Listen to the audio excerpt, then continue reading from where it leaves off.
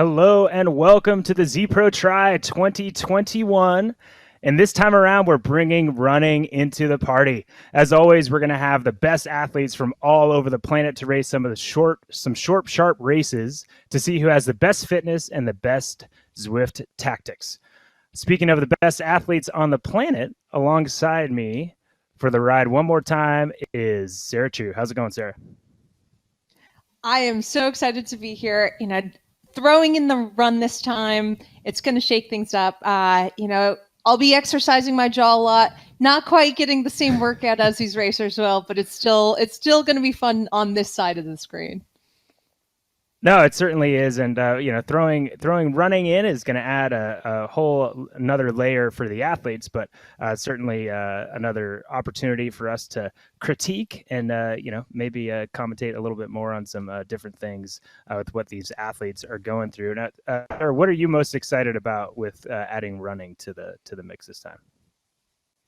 Mostly to see what happens tactically with the third stage, which is a bike stage, and it's criterium format. So we're talking sprints. It's a really high-end power on the back of a time trial and a run. So seeing how people moderate their efforts to be able to maximize points, the third stage is going to be pretty fascinating. Yeah, I think so. And I think that's where it's all going to kind of come down. Obviously, there's a lot going on. I know if you haven't seen Z Pro Try before, or if you have and you're wondering how we're going to get a run into this event, or maybe you're just looking at the screen saying, Matt, how the heck is all this going to work out? Well, I sat down, we made a little explainer to kind of go through how this series is going to work and how the racing today is going to play out. So let's give it a watch. Z Pro Try means 3 short races back to back, and this time around, that means bike, run, bike. Points are won for each race. The most points after 3 races wins the round. It's that simple. First up, it's a non-drafting hill climb mass start TT. Only on Zwift can the race of truth work like this. Everyone starts together, but they're all doing their own TT as we have switched the draft off. Everyone will get a feather power-up, and first across the line wins. Points are 20-1 awarded at the line. For race number 2, it's off the bike and onto the treadmill, and for the run leg, pacing will be key. Points will be awarded for hitting a series of finish times, and some will go all out for 20 points, while some will save themselves for the final bike leg. Back on the bike for race 3, and every week we'll finish in Crit City with a points race. There are points to be had every lap, 3, 2, and 1 at the KO, then 20-1 at the finish line. The athlete with the highest total points after 3 races wins. Well, there you go. Pretty simple, right, Sarah? Not bad. Not that bad. Slightly complicated. You know, it's thankfully the athletes are familiar with the format. They are mentally prepared to be able to moderate their effort over the 3 stages.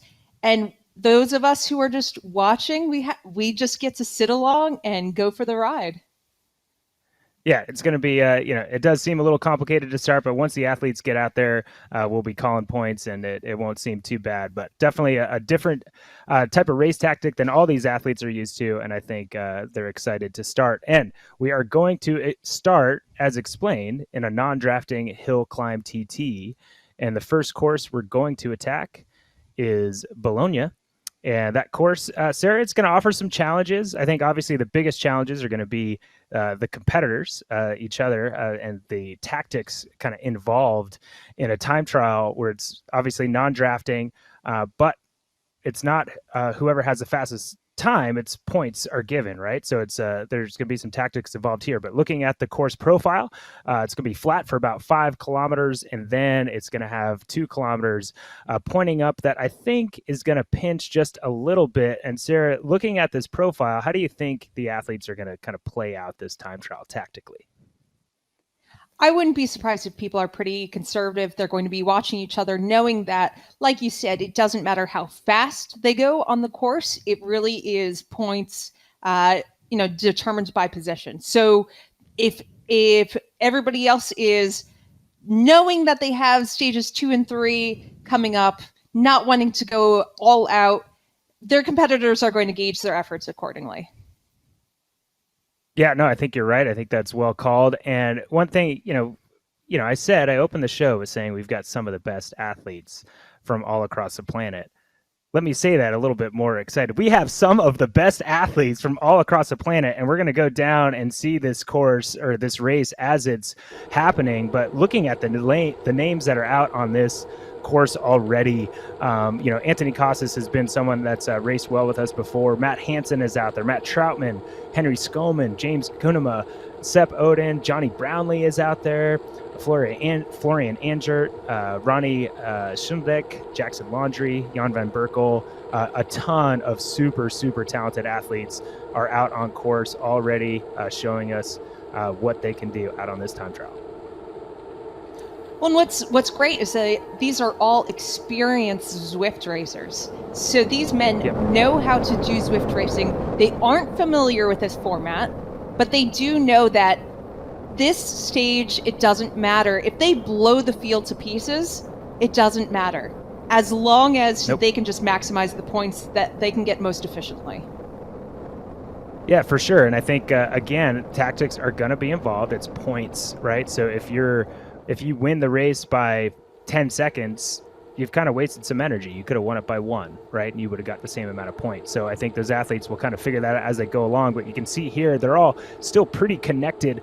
We got 15 athletes separated by just 3.5 seconds right now with Anthony Costas in the front. No surprise to see Anthony Costas and Kenny V, our favorite, one of our most combative athletes, out at the front of the race, and Matt Hansen actually in the top 3 currently as well, all separated by less than half a second. But on screen right now, we see Johnny Brownlee getting out of the saddle for a second, trying to bridge up, get a little bit closer to the front of the group. Tactically, we're saying you don't want to spend too much energy, but you want to be where the action is. If you want a chance to get those max points, you got to find your way to the front, and Johnny Brownlee is putting in a little bit of an effort to try to get to the front of this course.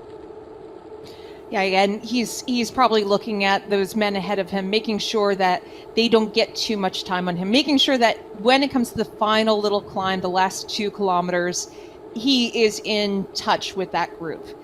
Trying to make sure that you are staying within yourself, but also you don't want to lose points, because at the end of the day, the person who wins today's race is the person with the most amount of points. Yeah, no, you can't leave anything up the road or any points on the table if possible. And somebody we know is not under any circumstances going to leave any points on the table as the man of the lead of the race so far today, and that's Anthony Costas. He has been someone that has dominated the series in the past, and someone that we're not sure what how the run is going to affect him. Anthony is a great runner, but running after a bike is different, and then certainly cycling again after a run is quite challenging as well. So is Anthony going to be able to get a ton of points on that last race of the day in Crit City as he's normally used to, is a big question. But no doubt he's going to try to get as many points as possible on this first race, this Hill Climb TT, because he's been successful in these in the past. And one thing you can't put past Anthony is he's very strong, but he is super, super savvy Zwift racer. And if there's somebody sitting in front of him, he's just going to sit there. Again, there's no draft, but he's not going to put out any more energy than is needed. So he's just kind of soft pedaling at 420 watts at the moment, Sarah. Soft pedaling if you're Anthony Costas. Now, it's been really exceptional to watch this man race the past 2 iterations of the Zwift Tri-Series, and we're definitely looking forward to some great stuff from him today. The camera is now showing us James Cunnama. Now, this athlete, he also did exceptionally well in the first, our previous version of the Zwift Tri-Racing. He's a very experienced Zwift racer, really strong down in South Africa. So he's, I'm sure, been taking advantage of the fact that it's summer in the Southern Hemisphere and is in quite good shape, is my guess. Yeah, for sure. And I think, again, what's so interesting about the way we've set up these races is that it's not necessarily the best triathlete or even a duathlete that's going to do the best, because the way we've set the run up is we're getting points from, a fastest goal time down. Basically, the run is meant to we're basically setting the series up to tire these athletes out as much as possible by the time we get to the last race. And an athlete that has a depth of strength is James Cunnama. He is very strong and his legs are hardened, and I don't expect him to race that last race as if he'd done anything before that. So I think James Cunnama really has an opportunity to do well in this format, as does other athlete we have on screen, Jackson Laundry. He maybe surprised some people with race wins in the last Z-Pro Tri-Series and a really high standings at the end. Very, very good, solid runner, good 70.3 athlete. So I think he's the type of athlete that also is quite strong when it comes to durability, and I think you could see him have a good ride after a hard run as well, Sarah. Yeah, he was a bit of a dark horse for me the previous series, and just did consistently well.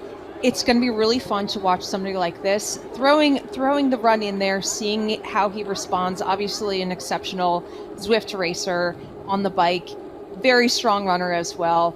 He's up in Canada, as far as I know, probably spending a lot of time on the trainer, so he is familiar with riding his bike hard indoors. This is normal terrain. If you're our friends up north, they spend a lot of time on the trainer. For sure. What might not be normal for Jackson, though, is if we're being honest, he's got some work to do. He's down in 14th place at the moment, 11 seconds back with 3 kilometers to go. So he needs to do some work if he wants to score some points. Someone else who's got a little bit of work to do is Christian Hoganhock. He's currently in 15th position, 14 seconds back. He's out of the saddle trying to get as much power to the pedals as he can, and he certainly is at 487 watts as he gets out to try to bridge up to someone else. Ronnie Schildeck is in front of him now. Jackson Laundry has moved up into 12th place. So that's Christian Hoganhag. He's a phenomenal athlete. Won, I believe it was Hamburg in 2019. Correct me if I'm wrong, Sarah, but that's Christian Hoganhag. And yeah, let's see who else we have. But right now at the front of the race, we have Matt Hansen leading the charge, 0.03 seconds in front of Costas. So they're just kind of looking at each other, or at least keeping an eye on each other. And you know who else is there? Someone that I would pick to do well in this new format, I kind of already alluded to, but James Cunnama in 3rd place. Adam Bowden is in 4th place. Johnny Brownlee now in 5th place, and that top 5 is separated by 3 seconds. And we got some new athletes here in the series with us, as we're still looking at Matt Hansen here on screen, pushing 427 watts at the front of the group. But athletes like Sepp Oden, that athlete is very, very, very good at duathlon. And so this series and this setup should favor the duathletes, and we have some really talented athletes in the duathlon with him and Kenneth Vanderdrijs as well. So we'll see how those guys do. But right now it looks like it's starting to pitch up a little bit, Sarah. This is when it's going to start to hurt, and when we'll probably see those athletes that have quote-unquote been pacing or holding back kind of empty the tank going into the finish line. So right now we see Anthony Costas to the front with Adam Bowden moving into 2nd place. Yeah, Adam Bowden's going to be somebody to watch. Now, this athlete, he's a former national team level steeplechaser, if I remember correctly. So extremely strong runner, very good on the bike. He has moved from the shorter course racing to longer course in the past few years, and it's been, really fun to watch him progress. Anthony Costas, no big surprise, up the road pushing the pace. Now, I have to say there is more separation in this field than I would have expected at this point. Yeah. What about you? What about you, Matt? Yeah, no, I agree. I wouldn't have expected it. Right now, we've got 30 seconds almost separating Costas and our 15th place athlete at the moment, Jan van Berkel. And that is a lot. Not a huge surprise to me. It looks like Adam Bowden's getting some encouragement from behind. That's a cool little setup there for sure. He's definitely going to be getting cheered on as he goes up. Let's not ignore the fact they're at a 12% grade right now, Sarah, so pretty challenging as well. But Anthony Costas knew that was coming. He got out of the saddle. He's put down 6 watts per kilo. It's only another K&a-half to go, but I think you're right. The separation surprises me. I'm not super surprised that Anthony has been able to open up a gap like this, but if you were to ask me who would be in 2nd place chasing Anthony down, I would not necessarily have put my money on Adam Bowden. So great to see him with that performance, mostly because we haven't seen him race this series, and again, has a lot to do with tactics and your familiarity of racing in Zwift. So we'll see how he translates that on the run and the final bike leg in Crit City today. But right now we're looking at Reese. Yes, we have a bit of a group here, and this is where keeping in mind points is very important, because if you're Reese Barkley, for example, who the camera's showing right now, you want to make sure that you can pass these guys who are within spitting range, right, and get a few points over them, because at the end of the day, again, it doesn't matter if you are 1 second or 10 second up the road from these guys. You just need to get all the points you can, and we have seen the final positions come down to 1 or 2 points. It can be an absolute nail biter when it comes to the final standings.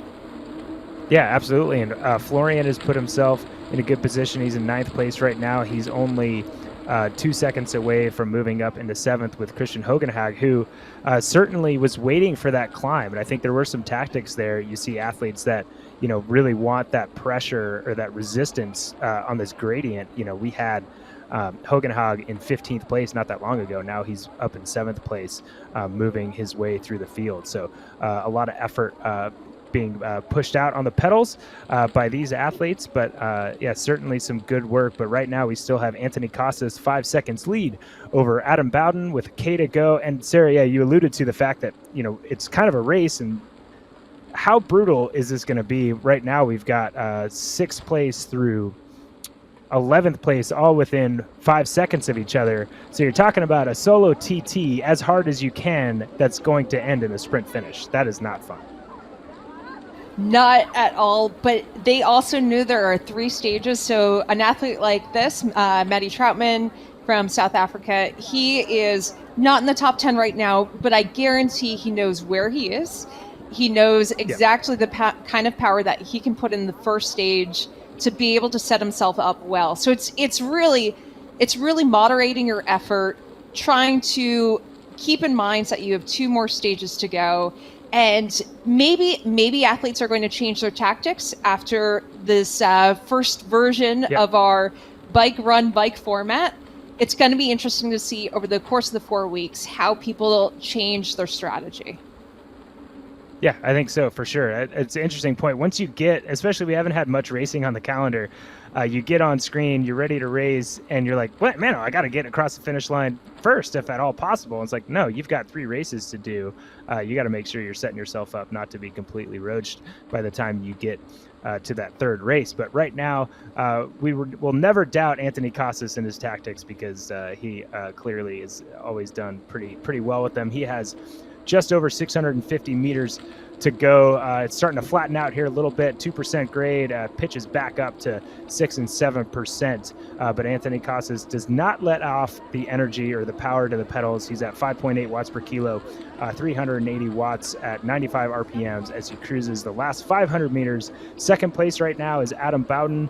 James Kunema in 3rd place, 15 seconds back. Johnny Brownlee in 4th place, 18 seconds back, with Sepp Odin right behind him, and Kenneth Van der Dries as well. Matt Hansen is faded to 7th place at this point, but that is an athlete that we know is going to be able to run fast and then ride well off of that run again. So right now, Anthony Costas making sure he gets as many points as possible in this first race so that he can hold on, because just like we don't know what's going to happen on the 2nd and 3rd race, neither does Anthony, so he's getting as many points as he can.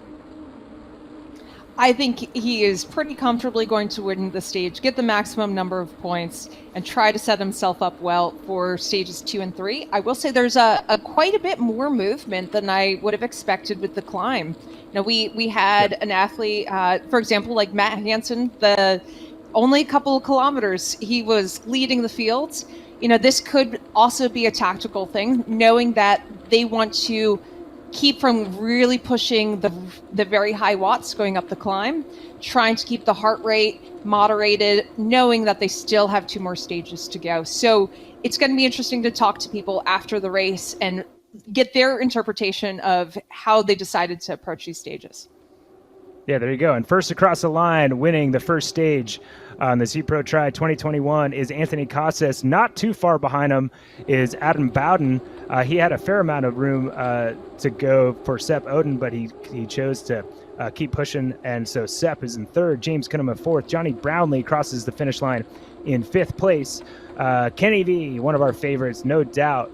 We're going to see him blow things up on that last race in the crit, is putting himself in a good position with a solid 6th place finish to get some good points to set himself up to maybe get a lot of points in that points race to move up. And Matt Hansen, he were just referring to, coming across the finish line in 7th place. Jackson Laundry has been moving up throughout this TT. He crosses the line in 8th. Christian Hoganhock coming across in 9th place, and Florian Angert coming across the finish line in 10th.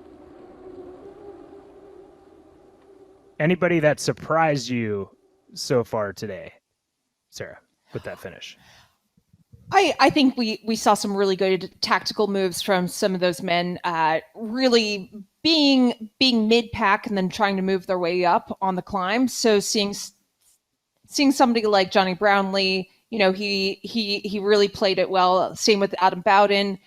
These are really strong runners. I think they're feeling good today, and it's going to be fun to see what they do in the next stage here.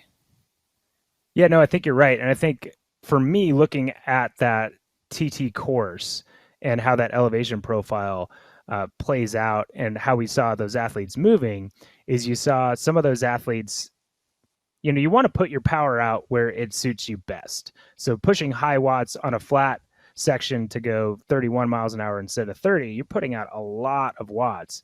But then once it pitches up, and especially runners tend to be able to do a little bit better job at this, maybe lighter guys stand up, put as much power on the pedals as you can, doesn't take as much effort if you haven't really gone deep in that flat section. So I think what I saw, like Johnny Brownlee really moved up and had a great climb. James Cunnama kind of stayed where he was. He held his own, but you saw athletes like a Jackson Landry, Kenneth Venderdrice, those guys move through the field because I think they were holding back just a little bit on the flats to be able to maximize that hill climb.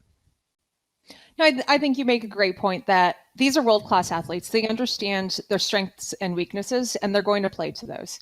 So the athletes who know that they are really good on the climbs, they probably looked at the stage and said, I'm going to just stay pretty conservative and really maximize the second half of the stage. So it's going to be interesting to see whether or not people adjust after this week and maybe become a little bit more aggressive, whether they continue to play to their strengths. Yeah, no, absolutely. And I think obviously playing to the strengths, we see the results on screen with the average watts per kilo. That's pretty high. Anthony Costas, almost 6 watts per kilo. Adam Bowden, 5.8. Sepp Oden, again, a great duathlete. I think that is the danger man at the moment, being in third place after that first race, going into a run that I think he'll be able to kind of jog at our top 20 points pacing. And then we'll obviously have a good ride off of that with the experience he has. James coming on fourth, Johnny Brownlee in fifth place.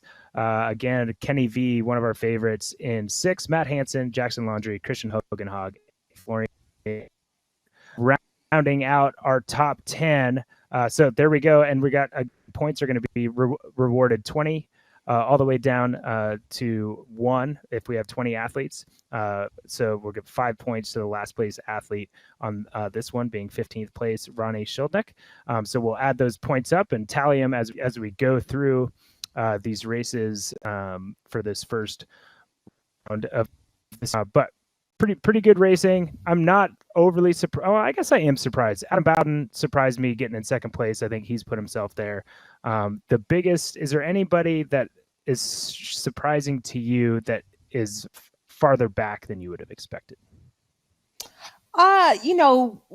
Some of our more experienced Zwift racers, I thought would be a bit more in the mix. So like a Matt Hansen, we saw him be very confident in the final time trial stages in the last series. And he fell back a bit. I would have thought Jackson Landry, who had an exceptional third stage in our last week of the Zwift Tri Series, I thought he was going to be a bit more in the mix. But again, there are 3 stages, and athletes have to really understand where their level of fitness is, which is something we're not talking about. It is February. It's early in the year. And maybe some of these athletes are trying to see this as a way to build fitness. Others might be a bit more race ready. So there are a lot of variables at play here, but it's going to be fun to see how that experience in Zwift racing pays off for the third stage. There you go. And someone that is very experienced in Zwift racing, from what I hear out on the course, is Lucy Charles Barclay, and she is in the lead of our women's race that is already underway. And there she is at the front of the race. And it looks like a lot of room behind her, Sarah. It looks like she's got a little bit of a gap already. So the last time we had the Zwift Tri-Series, I know a lot of fans out there were sad that Lucy did not join the lineup. So hopefully they're delighting in the fact that Lucy's out there just absolutely giving it. She's an incredibly strong cyclist. I think she came here with something to prove, wanted to put a stamp on this first stage, and she's doing exactly that. Yeah, she certainly is. Just reminding us that, I chose not to do that, but hey, I'm here and I'm right at the front of the race like I expected to be. So awesome. Super stoked to see Lucy Charles Barclay on her new bike sponsor for this year at the front of the race, pushing the big watts as she always does. 3 seconds already over Meredith Kessler, who has had great results when we've had hill climb time trials in the past. So Meredith right up there in second place. But again, a flat section here. So we'll see how this race kind of changes up as we get to the steeper sections of the course. But let's go through kind of the athletes again, just as in the men's field, some of the best athletes on the planet in our women's race here as well. Meredith Kessler is in second place. We have Heather Jackson in third place, who's actually riding right next to Paula Finlay in their house in Tucson that they're staying at together. So that's kind of cool. We'll have a shot of them later. Melanie Moore is in fourth place. Kelsey Withrow is with us again for the series. Emma Palin is with us as well. She's riding in seventh place. Beth Potter currently riding in eighth. Jackie Herring, who's had great results in the Z Pro Tri Series in the past, is racing with us again. We're excited to see her, and right now again she's riding in ninth. We got Amelia Rose Watkinson with us. New joining us is Helen Jenkins, which I'm super excited about. Obviously very, very talented athlete from the UK racing with us. Sky Monch and Melanie McQuaid with us as well. Meredith Kessler in second place, pushing out just 100 watts. Yeah, Meredith, I feel the obviously she's try doing some of the races as the road races, so she understands the format. She spends a lot of time on Zwift. She's absolutely killing it right now, feeling confident, and it's going to be fun to see her perform. You know, there are some really, really strong runners in this field. Somebody like Meredith may be thinking, okay, I need to absolutely maximize the number of points that I can get, because somebody like Beth Potter, you know, world-class Olympian in the run, she is going to just cruise through the run. You want to make sure you put some damage on somebody like that on the first stage. No, I think that's a great point, and hopefully the athletes are listening to you, get a little insider information on the tactics. Right now, Heather Jackson is bridging up to Meredith Kessler. She's 6.5 seconds. Lucy Charles Barkley just under a second behind Meredith Kessler. She is moving on up as well. Tight racing between Melanie, Kelsey Withrow, Emma Potter, and Jackie Herring, all within just a few seconds. But again, we are still 4.5 kilometers in, 3.5 K to go. They still have another K till that climb. And I look at time spent per kilometer. There's a lot more time spent per kilometer with that climb. A lot more time to be up or gained. So I think we'll see what athletes have hit the bottom of that climb energy in reserve, and those that have maybe spent a little here in about a K. If you look at the board right now, we have quite a few women separated a few seconds. Somebody like Paula Finlay, for example, is an experienced Zwift racer. You may say 20 seconds down. You know, how can she possibly close that gap? Now, that's an athlete we may be seeing finishing the stage in fourth or fifth. You know, this is in a couple of kilometers going up the climb. You can make a movement, especially if you're only separated by a few seconds. Yeah, absolutely. McQuaid, quite a setup she's there. Right now, I think she might be the setup award so far. It looks like she's enjoying herself. She's got the fan there. She's got a good screen. She's got the ability to hit that power up button when that's applicable in our races later in the day. But she is putting that effort, and she's an athlete that knows how to pace herself. Is a pretty good climber. Being an extra athlete, you got to know how to go uphill. So she might be saving herself there for the win. Another great athlete who knows how to go uphill quickly. She showed us this at 70.3 World Championships in Nice. Is Amelia Rose Watkinson. She is currently in ninth place, but as you can see, she is moving through the field. Ninth place, but that only puts her 5 seconds for fourth place. So Sarah, very, very, very tight racing from fourth all the way down to 10th place. So I think this climb is going to upend the standings in those positions as well. Amelia Rose Watkinson, if I was betting on someone to make up the most places, last two climbs, it would be her.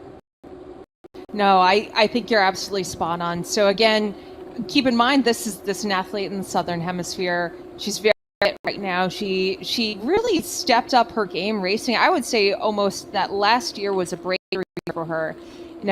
Not tons of opportunities to race, but she really knocked them out of the park every time. So it's going to be fun to see her progress this year. She did the Zwift Tri Series in the fall. It's this is a familiar platform. This is good. She's already moved her way up in 6th. Probably has 4th and 5th in her sights, and is really going to try to catch up to those athletes and get herself into a good position going into stages 2 and 3. Yeah, and this is a great shot. We see how tight the field is, except for one person. Not tight at all, pretty far up the road already on the flat section of the course is Lucy Charles Barclay. She now has 10 seconds as she comes up the steep section of this Bologna TT, 13% gradient. She is really putting the power on the pedal. So 5.4 watts per kilo at this moment with a 10-second lead over Meredith Kessler. Not even out of the saddle at home, just cruising, pushing off the big watch, just ticking off 300 watts at 73, 75 RPMs. But that shows that she actually is human, people. She is trying pretty darn hard. 170 beats a minute at 12 kilometers an hour. That tells you how steep this climb is. She finally gets out of the saddle, pushing a little bit more power. But Meredith Kessler holding at this point, she's holding within that 9.5, 10-second barrier behind Lucy Charles Barclay, so not losing a lot of time. And Meredith has a further 8 seconds over Melanie Moore.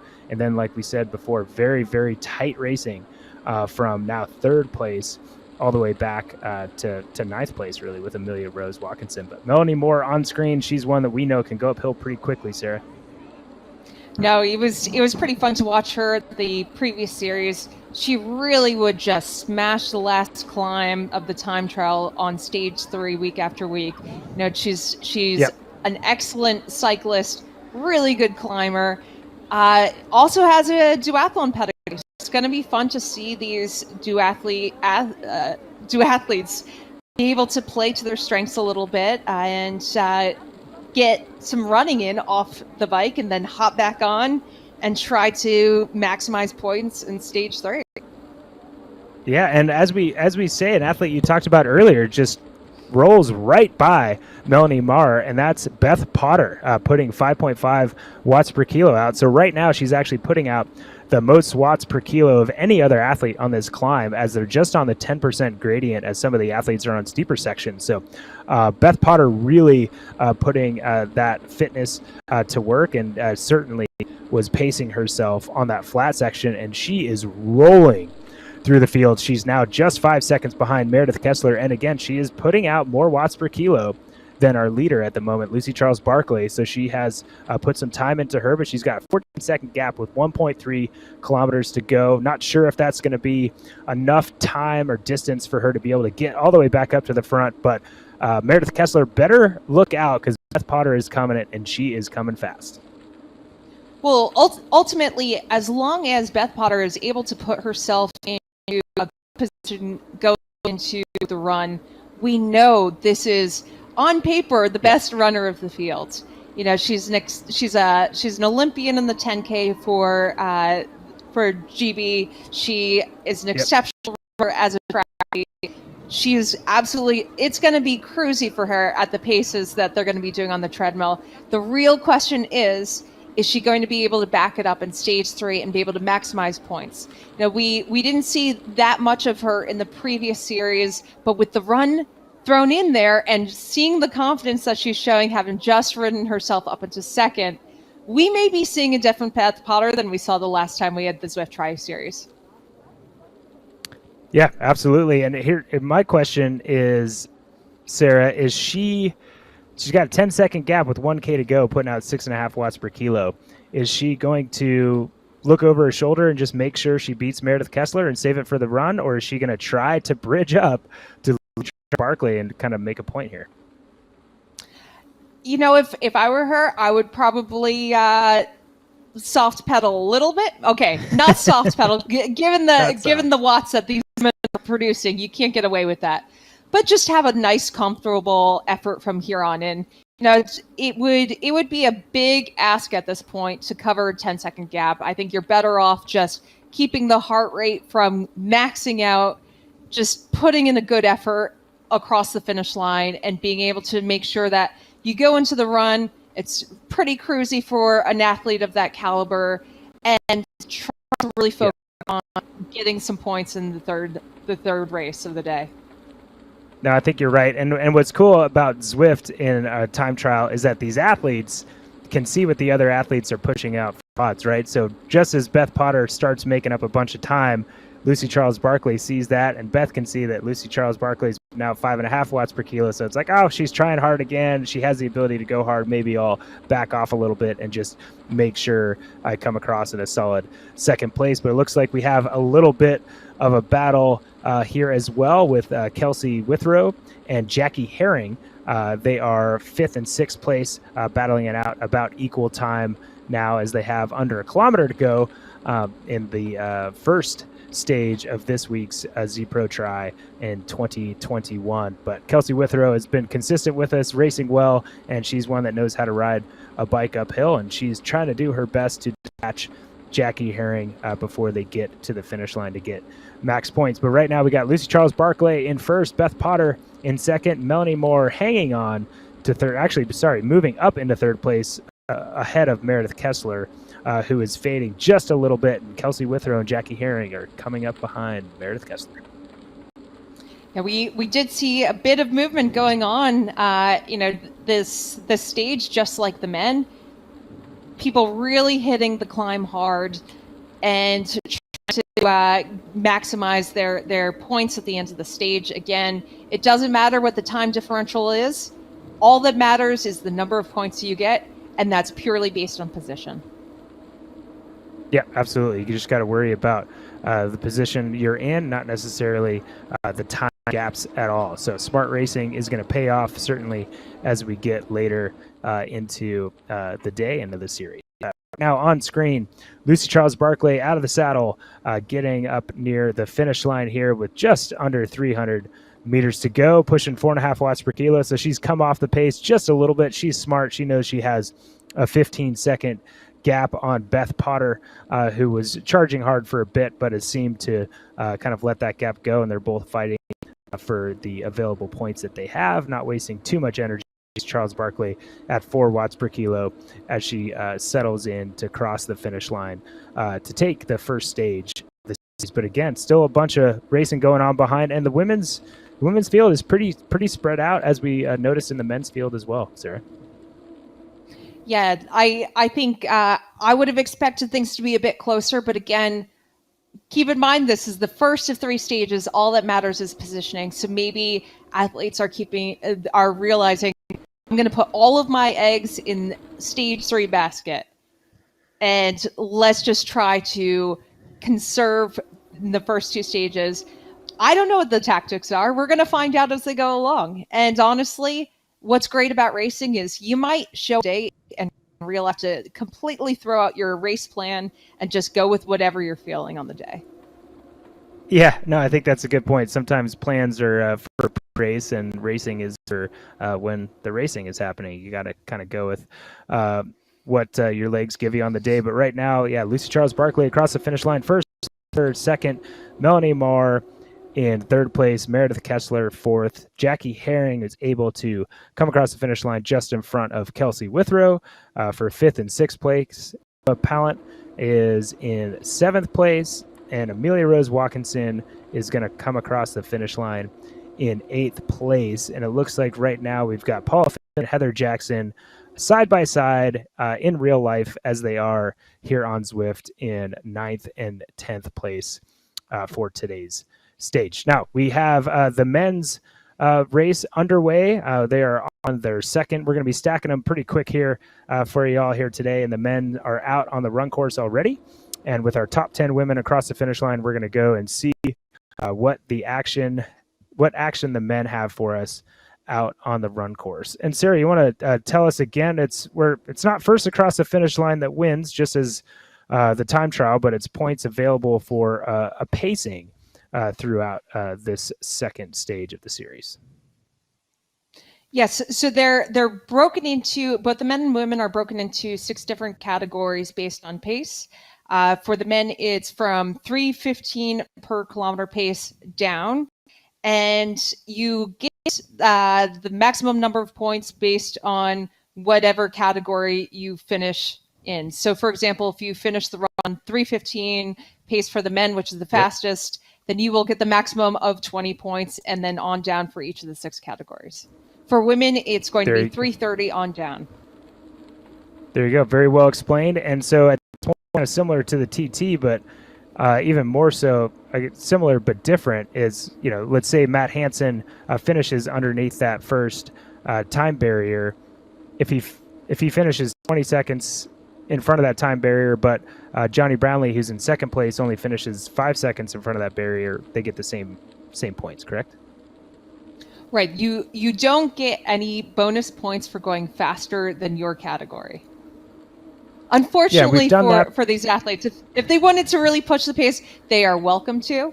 It's not going to give them any benefit, though, other than the training benefit. There you go. There is a training benefit to that for sure.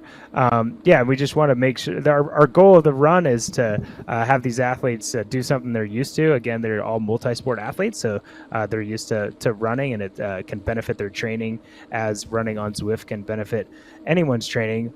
But we want to make sure we're not making them push too hard as they're prepping for early season races. And we got points down here below of the standings, but again, our goal is to tire these athletes out as much as possible to really make this last points stage the one that kind of blows the race apart. Getting as many points as possible when you can is the name of the game. Matt Hansen is trying to get those 20 points at the front of the race, and Christian Hoganhock is doing that as well, as he's in third place, just 1 second behind Johnny Brownlee. Now, Matt, we have gotten word that a few of our competitors they got caught up in transition, shall we say, and won't be joining us on the run. They'll be back for the bike. This is not a triathlon. This is a bike format, but part of the challenge is a quick transition. We're not giving these athletes a lot of time to hang out, have a snack, change their outfits. They have to get onto the treadmill pretty quickly, and I guess some of them anticipating the tight time frame. So hopefully we're going to be seeing everybody plan a bit better for next week. Yeah, again, it's tactics is a big racing, and getting those tactics ready to be able to jump on over to the run is something that they're going to learn from, and we're out here having a good time, and I know those athletes are bummed to not be able to make transition quick enough, but they'll be there next week, and we'll be excited to have them. But I guarantee you, we've got some of those athletes like fresh legs, they're going to light up that final bike race. So watch out for that. Right now we see Christian Hoganhock on screen running the course in Zwift, but also on the left-hand side of our screen on his treadmill. Great shot. Man, that guy has some pretty good running form as far as I can tell, Sarah. It is hard to tell from the angle. He looks pretty comfortable. Hopefully for most of these athletes, they're running at a pace that feels fairly sustainable. We tried to pick something that wouldn't make them completely overextend at this point of the season, but still be challenging. Now, like I said before, everybody's at a different point in their fitness. And so we have Jan van Berkel right now on screen. Now, this is a very strong athlete with an ITU background. So he definitely has done some speed work in the past. He's more of an Ironman athlete these days. And we also have the variable in of some of these athletes are learning Zwift running as we go along. They may not be very familiar with this format. So this is new for a lot of people today, not just the run form or race format, but also Zwift running for some of these athletes is completely new. Yeah, no, I think you're right. The great point. Matt Hansen, he's been out on Zwift running before. Man, he is always just getting after it when he runs. I don't think this guy, if we had the pace 30 seconds slower than his PR for the 5K, he'd still try to get his PR for the 5K. That's just how Matt Hansen races. And I think if we hadn't seen him race in Challenge Daytona, some people might be surprised seeing someone like Matt Hansen being 20 seconds in front of Johnny Brownlee, being up the road from Henry Skoman. But the way he ran through that field at Challenge Daytona, I don't think anybody would try to see him running hard up front, 183 beats per minute. He's got an 18 step. Matt, you got 18 rewarded for the times, man. Don't blow it all out. We got a bike race after this. I don't want to see you blow up on that last bike ride. Well, we don't know what his coach, Julie Gibbons, has said. Maybe she said, really go for it. Try to get in your 5K PB and then just cruise it in. We have no idea what's happening behind the scenes. So right now we have on camera Johnny Brownlee, the Olympic medalist, one of the best ITU racers in the world. It's going to be really fun to see what somebody like this is going to back up in stage 3 with. He is used to those variable power efforts, those sprints coming from the ITU backgrounds. Extremely strong runner. I don't think this pace is going to take that much out of him. I mean, look at his heart rate now, 118 beats per minute. If his heart rate monitor is accurate, then man, this guy's in good shape right now. He is just out for a cruise. Yeah, I think you're right. I think we're going to need to call the paramedics on Johnny Brownlee if he's at 118. That's impressive. But that happens from time to time. But man, he does look smooth. Who else is running with his Matt Charman, Skoman? Ronnie Sheldek is right up there as well. Just 27 seconds behind. Anybody that's raced Ronnie, I wouldn't be surprised by that, but not necessarily the name we'd think would be up front. I'm a little surprised that Sepp Oden, 57 seconds behind at this point. Again, not totally clear on where they are as far as what the finish time is going to be, so it's possible that they're just playing it a little bit slower to make sure they're not wasting any energy. But there's Ronnie on screen. Man, he's one of the strongest guys in the field for sure, and you can tell he's a strength-based runner, and he's running quite quickly. But again, a powerful runner like Ronnie, you can expect to see someone like that react better for this third and final race in Crit City. Generally, a powerful runner isn't going to get as much energy taken away from him with a strong run like that, more as maybe a purer runner would. But Ronnie running well in sixth place at this point, but running in a great little pace group with Troutman, Christian Hoganhock, Henry Skoman, and Johnny Brown. Yeah, it's definitely such a fine balance that these athletes want to find the right pace that keeps them in contention for points, but also not going into the third stage having overextended. Again, they don't have a lot of time between stages to recover. They have to make sure that they're choosing something that's pretty appropriate, more, I would say, of a tempo effort than anything going for your 6K too much harder. You don't want to be going for your 6K PB today, because you are going to absolutely suffer on stage 3. It has to be a pretty controlled effort overall. Yeah, no, I think you're right, and I think that's smart. Just a little bit of a reminder of some of these pace groups. So this first group that's going to get max amount of points has to finish 18 minutes and 30 seconds or faster. So with 1K to go at 15:15, you can be pretty confident that Matt Hansen is going to do that. And then that second group is a 3:25 per kilometer pace is going to get 16 points, and that's 19:26 or faster.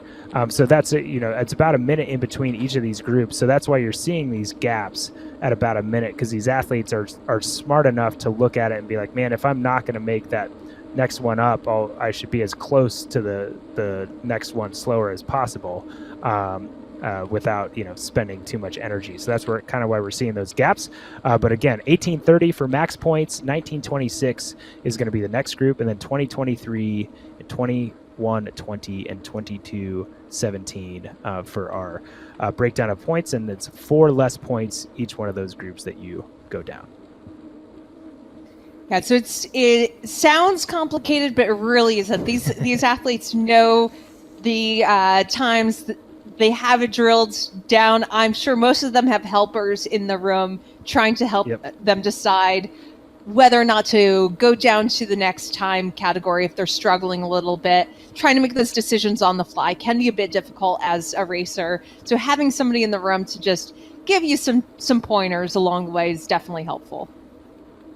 Yeah, absolutely. I think that's smart. And right now we've got 575 meters to go with Matt Hansen. He's at 16 minutes 45 seconds, so he has a minute and 45 seconds to be able to get those 550 meters in. So I think he's going to be under that 18:30 time pretty well. But Matt Hansen really commanding it. You know, I knew he'd be up there, Sarah, but I wouldn't have necessarily guessed that Matt Hansen would be leading over athletes like Johnny Brownlee and Skoman. You know, there's some Olympic medals in there that he's running off his heels.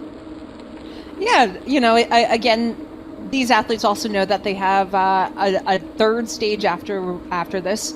They're at different points in their build fitness-wise. Might be coming off injury. We really don't have the details on everybody's backstory right now, so we could speculate, but instead of doing that, we'll just focus on what we see on camera today. And all we know is that they have a very hard stage ahead of them. It's going to be fascinating to see what is the cost of running pretty hard. You know, Matt Hansen right now, 185 heart rate. Will that come into play? How easily can you recover from this run effort to then ride hard and go for sprints? We'll find out. No. Yeah, he's getting after it for sure, and I think you make a great point. We don't know what his coach told him the goal was for today, and knowing Julie Divins, she probably said run as hard as you can, see what happens. But he's making sure he gets under that 18:30, and he's cutting it pretty close. He's getting those max points. He didn't get as many points in the TT as he wanted to, so he needs to be able to get as many points as he can. So he's going to get a 4-point jump using his run strength, going under 18:30. So I think that's a good move. I mean, he lost a fair amount of points in that TT, and he's gaining 4 over his nearest competitor by getting under that 18:30 barrier. So good job on Matt Hansen just getting under there. And now Johnny Brownlee, Henry Skoman, Christian Hoganhock, and Matt Troutman and Ronnie Shilnick look like they have a pretty good chance of getting under kind of our next time cut at 19:26 to be able to get the next max points of 16 points. Yeah, it's good to keep in mind that somebody like Johnny Brownlee had a very good stage last stage. So he is going into the third stage looking quite strong. I'm not going to say necessarily he's my pick for the win, but he might be my pick for the win. It sounds like you're maybe alluding to that. It's but... No, it's looking really good. So officially, Johnny Brownlee, Henry Skoman, Christian Hoganhock, and Ronnie Shildeck, and Matt Troutman, all went under 325, all running actually 321 and 320 pace with Johnny Brownlee. So they all got 16 points. So they're right there. And I think you're right. Johnny Brownlee has put himself up to be the one kind of to beat going into the last stage, and he can ride a bike too. So there we go. We have Reese Barkley coming across the finish line in 7th place. He goes 328, so he'll be getting 12 points by going underneath the 335 kilometer marker. And Florian Angert makes it under there as well, does Sepp Oden. So all those athletes will be getting 12 points going in to add to that first total from the first race, going into our last points race on Crit City. I am wondering whether Lucy Charles Barkley was watching the stage, and keep in mind her husband just crossed the finish line. So that is a benefit of having somebody do the race ahead of you. Whether or not it helps you play into the strategy you're about to do, I don't know. We can ask him after the race if he is right now between breaths giving her pointers on what to do for this stage. Yeah, I think that's a good point. And we'll see. You never know what's going on at home as these athletes are out on screen in front of us. Run around the course. Jackson Laundrie gets around the course in 3:40, 8 points for Jackson. So we're going to go over the top 10, and that's going to be Matt Hansen getting 20 points, running 3:14 kilometer pace. Johnny Brownlee, Henry Skoman, Christian Hoganhock, Matt Troutman, and Ronnie Silnick all getting 16 points. Reese Barkley, Florian Angert, Sepp Oden, all getting 12 points, and Jackson Laundrie getting 8 points for his 3:40 pace. So, not necessarily how I thought that one was going to go. I would have expected to see Sepp Oden maybe a little bit further up than he was, being kind of that duathlete that we saw. Obviously, kind of those transition issues or athletes not getting onto the run as quickly as we needed to. Again, we're kind of going through these races quickly, so that's another challenge. That mixed things up a little bit. At first, I was a little worried about Henry Skoman. He was kind of far back, but he was just pacing himself perfectly, and so not surprised to see him in third place. But exciting racing, and again, Sarah, I expected more athletes to be bundled. I didn't expect one athlete to get 4 more points than everybody else. So Matt Hansen really put it out there.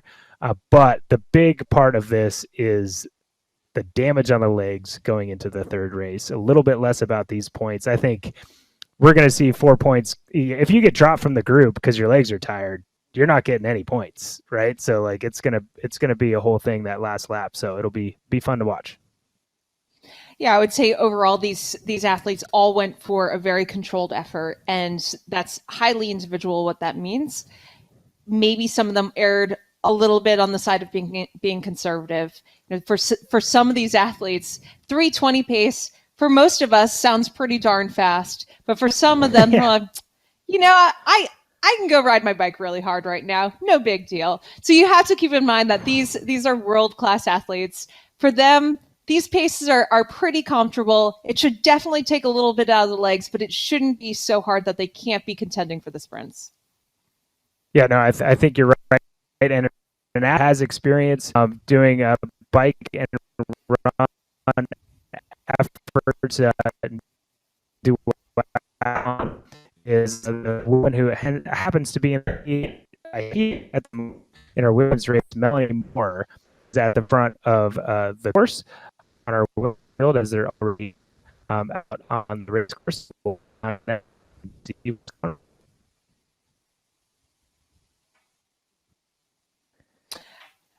Okay, it seems as though my co-host is a bit frozen right now. More out on the course.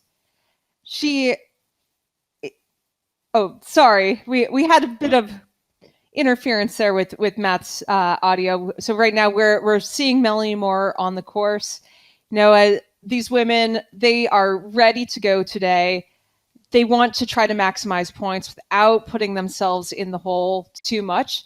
On paper, I would have thought that somebody like Beth Potter would have been at the front pushing the pace.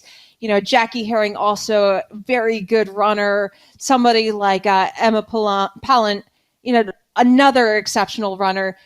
We really have to keep in mind that they want to try to conserve a little bit for the third stage, knowing how much they have for points. Melanie Moore, very good runner. She is a duathlete. But on paper, again, I would have thought that there were some other women who would have been just absolutely pushing the pace at the front, trying to make everybody else a little uncomfortable at that moment. So it's going to be interesting to see what happens over the course of this 4K. It looks like some athletes are being fairly conservative, but it doesn't mean that they won't stay, in that pace group. They might view it as a build run, something along those lines. I am guessing we're not going to see tons of movement, but you never know. Somebody might want to just absolutely turn it up the second half and keep the athletes around them just scratching their heads. That would be an interesting move tactically. It certainly would. Sorry there, Sarah. I got caught in transition as well, so I'm back. I think you're right. And I am surprised as well to see an athlete like Beth Potter behind. Maybe she's more, again, it's tactics, right? She's comfortable. She got a lot of points in that TT, so maybe she's just trying to run as easily as she can at this point, where Melanie Moore clearly feels like she needs to get all the points that are up on the board. And for her to do that, she needs to run this race in under 19:55, which would equal a 3:30 kilometer pace. So Melanie Moore definitely, with a pretty big gap, with just 2K under the legs, she has 20-second gap over the rest of the field. So pretty aggressive, but as you noticed, definitely a bigger group. Athletes kind of playing that tactical game. No reason to run faster than you need to once you're underneath kind of that pace, as long as you feel like you can hang on. And that group has Meredith Kessler, Emma Palin, Helen Jenkins, Jackie Herring, Lucy Charles Barkley, Beth Potter, and Sky Monch just 5 seconds behind that group. Yeah, so right now the pace that this group is running should be pretty comfortable for them. We we tried to pick paces that weren't overextending for any of these athletes, but also keep in mind there's going to be a big range. So something that might feel like a threshold effort for one athlete might feel quite a bit easier for another athlete within the same exact pace group. And we're going to see whether or not that costs them in the third stage. So it's easy to say they're all running the same pace, but the physiological cost is going to vary very much based on the athlete's background and their strengths. Yeah, absolutely. I think you're right. And, there's no doubt they're putting a lot of effort in, a lot of work, a lot of power on the pedals, pulling a lot of wattage. I actually just got a text from Eric Lagerstrom, who's the technical support for Paula Findlay and Heather Jackson, and they just blew a circuit breaker at the house. So that's a lot of power they've been putting out, so that's why we're not seeing them.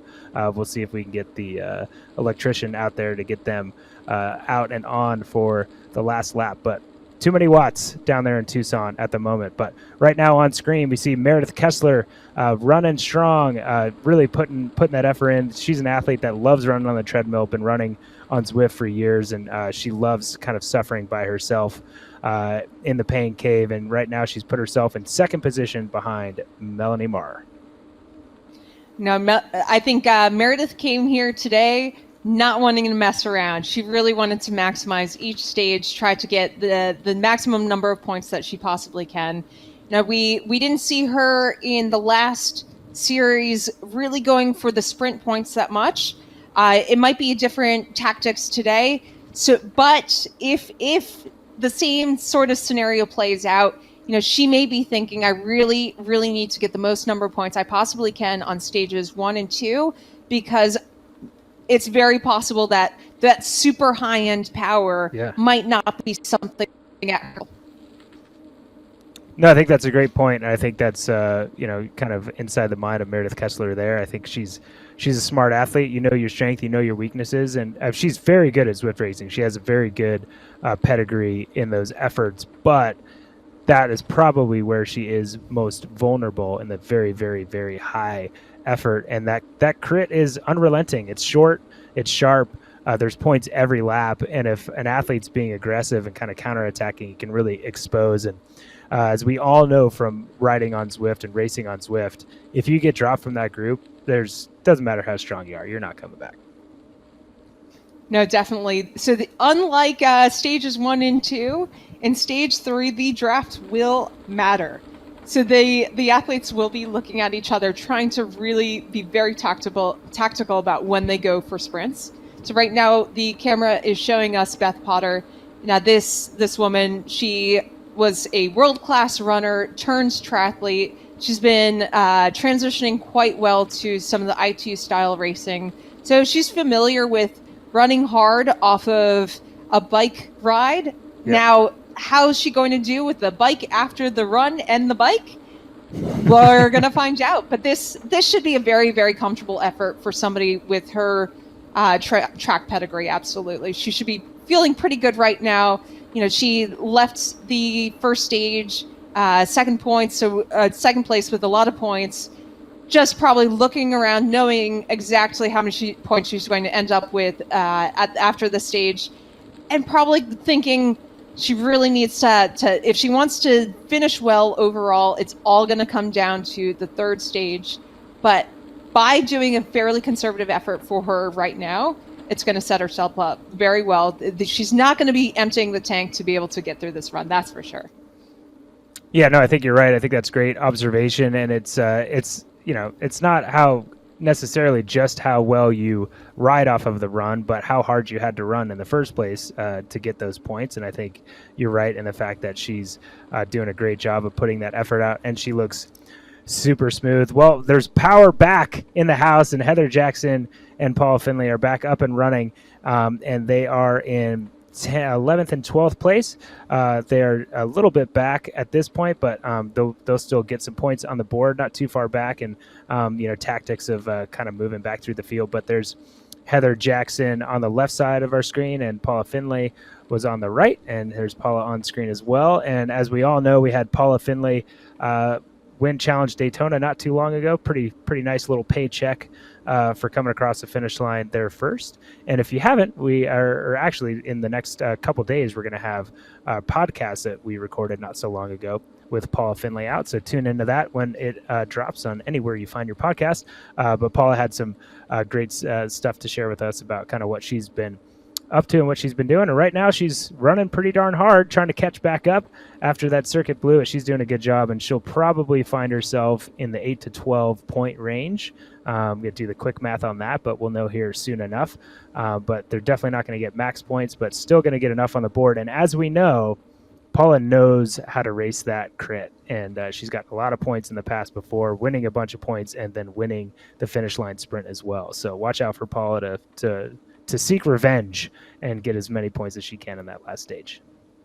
No, it's definitely a good point that somebody like Paula, she has that really high end power, understands tactically when to go for a sprint, has a very good support crew in there with them in the garage. It looks like, yep. She's probably going to be egging her on about when to go. Sometimes it is a team effort.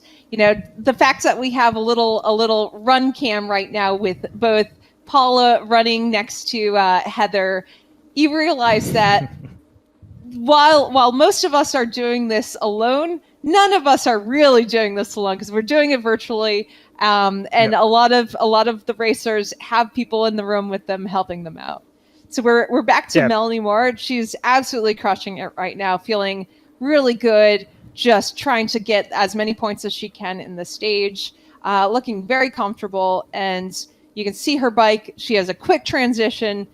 We're not going to be missing her on stage 3. Nope, definitely not. And, she's running hard. She can't really slow down on that pace at all. She needs to finish in under 19:55, and she's got just under 1.5 Ks to go. So she's done the math. She knows what she needs to do to hold on to it. And man, she looks good. She's super strong, obviously, as a runner, but her form is definitely one that you can tell she has a lot of power. So she's still going to be able to ride well, I'm sure, off of that bike ride. But she's going for it just like Matt Hampson did in our men's race, trying to get those max points. Doesn't matter if she looks over her shoulder and sees that she's alone. She's doing her best to get as many points as possible. 163 beats a minute as she turns the corner, but she still has 1.3 kilometers to go. That's Melanie Moore in the lead. Right now, Meredith Kessler still in second place. Emma Palin is in third place. Lucy Charles Barclay fourth. Beth Potter, Helen Jenkins has moved up into sixth place. Jackie Herring in seventh, and Sky Monch in eighth place. Yeah, right now we have on camera Jackie Herring. She's a very good runner, track background, and she does have quite a high heart rate right now. But again, this is something that's very individual. 181 for her might be pretty comfortable. You really can't look at it and go athlete to athlete and say, well, Melanie had 162 heart rate. Obviously, Jackie's going harder. Not at all. You can't make those sort of assumptions because something like heart rate is very individual. So she knows Jackie's an experienced runner. She knows this is a good pace for her. She did quite well in the previous stage. Experienced Zwift racer. I think we're going to be seeing her in the mix for stage 3. It's going to be pretty nice to have a group of women coming through at the same time with the same amount of points, which means we're going to have people pretty close together going into stage 3 with the overall points ranking. Yeah, no, absolutely. And I think you remember that the time trial, each placing was only separated by 1 point. So the biggest gaps are here in this run and in the last stage in Crit City. Melanie Moore is going to be getting the lion's share of the points with 4 points over the rest of those women that you see running in that group. But yeah, absolutely. Definitely a lot of points on the board, but it is going to be tight. And I think you make a good point. I think one of the athletes to watch, I think Jackie Herring probably, she has some of the most experience Zwift racing than any of these athletes that we have with us today. Melanie Moore on screen obviously has a lot too, but Jackie Herring will have the ability to get a lot of those points in that Crit Series race. But right now we're looking over the shoulder of Lucy Charles Barclay and Emma Palin, running in third and fourth place, 43 seconds behind our leader at the moment, which is Melanie Moore. 600 meters to go for Melanie Moore. She's 18:35 into the race. She needs to get underneath that finish line by 19:55 if she wants to get 20 points, and I think she's going to do it.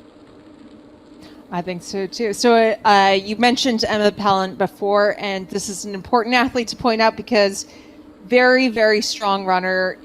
She was a national class runner before switching to triathlon, and something like this pace right now that she's running should be pretty comfortable for her. She's not going to be overextending to be running at this pace for the duration of the run. She's going to go into stage 3 feeling pretty good, my guess. And again, just remember, keeping in mind the physiological load, you want to basically get the most amount of points for the least amount of work. And somebody like Emma Palin, she knows that she doesn't have to run that hard to be able to get the number of points she's going to get at this pace category. So I believe 16 points, is that correct? For this pace 16 category? Points. Yeah. Yep. So she knows she's going to walk away with 16 points, and then she's pretty aggressive on the sprints. I think we're going to be seeing her in the mix for stage 3, going pretty aggressively for the points there. Yeah, no, I think you're right. And right now we see our leader on the screen, Melanie Moore. She's actually going to get underneath that second.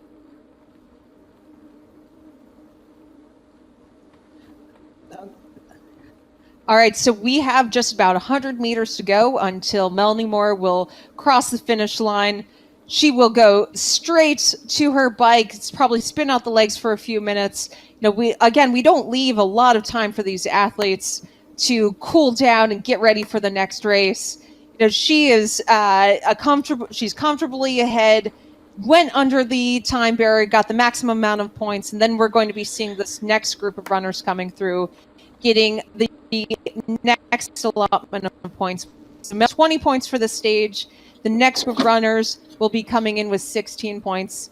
And there's a fairly big group of them. And we have Matt back. We had a little technical difficulty. We have Meredith Kessler coming up to the finish line. She started the day strong, really put herself at the front of the race. And she went for it on the run, is comfortably going through in second place. Again, she gets no time bonus for being ahead of the other women in her pace group. They will all be getting the same number of points. Looks like we had a little freeze from Emma Palin towards the finish line. Hopefully she can get things going back on board pretty soon. Yeah. So to minimize the number of the amount of damage when it comes to the points there. Yeah, no, I think we'll get her across that finish line. And just to recap, sorry for dropping out there a little bit. I'm having all the issues today, but it does look like Melanie Moore was able to get under actually the second pace chart, so she's going to be getting 16 points. That next group is going to be getting 12 points as they came across the line in under that 350 per kilometer kind of barrier that we had set for them. Right now on screen, we have Paula Finlay, who will come across the line in 11th place, and I believe she'll be getting those 8 points up for grabs. We'll see when she comes across the finish line. And again, the points now are important, but definitely going to be energy, what is in reserves for energy that's going to be the most important thing, because this whole race can be upended in this Crit City race because there's so many points up for grabs. There's going to be sprints every time we go around the lap under the KOM banner.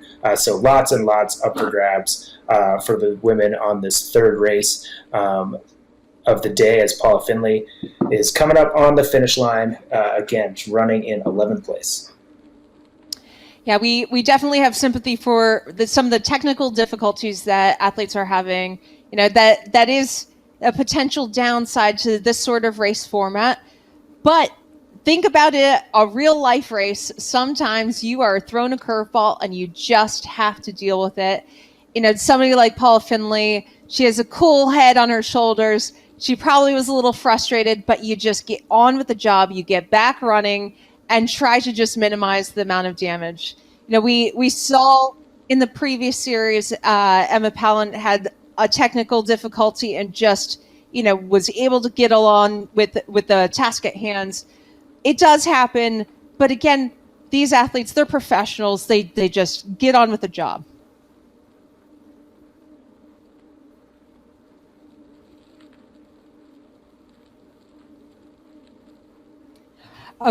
Yes, so it is part of racing. Like I said, it's something we see in real life. It's something that you've got to be flexible. Somebody like Paula, if you followed her career, you know that she's been through highs and lows.